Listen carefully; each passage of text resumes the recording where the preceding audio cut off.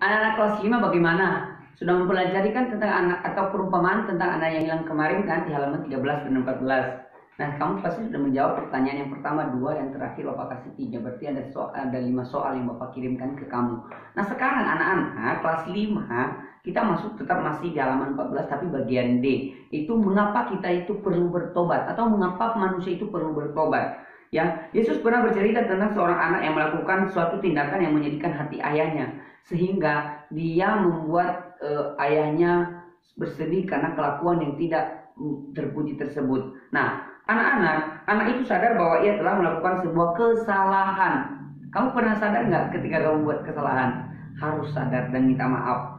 Nah, ia telah menyakiti hati ayahnya yang begitu mengasihi dia. Ia pun menyesali apa yang ia perbuat. Anak itu kembali ke rumah ayahnya karena ia telah sadar dan menyesal. Nah, anak-anak dalam perjanjian baru, kata bertobat atau pertobatan berarti perubahan pikiran disertai dengan penyesalan dan perubahan perilaku, itu namanya bertobat atau pertobatan. Orang-orang yang bertobat mengalami perubahan pikiran dari yang tidak tahu, tidak mengerti atau tidak sadar akan dosa-dosanya menjadi tahu, mengerti dan sadar akan dosa-dosanya.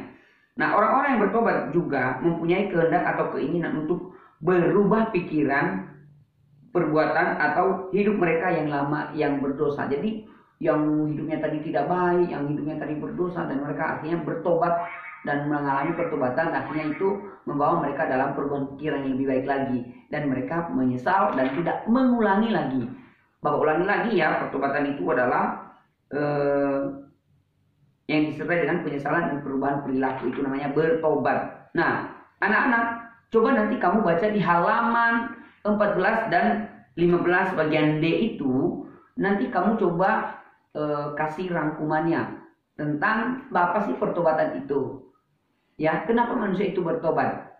Ya, pertama, baca dan kamu rangkum di halaman 14 dan 15. Yang kedua, tuliskan apa arti bertobat yang ada dalam buku. Ketiga, temukan dan tuliskan mengapa manusia harus bertobat atau mengapa manusia perlu bertobat. Keempat, perlukah manusia itu bertobat menurut buku?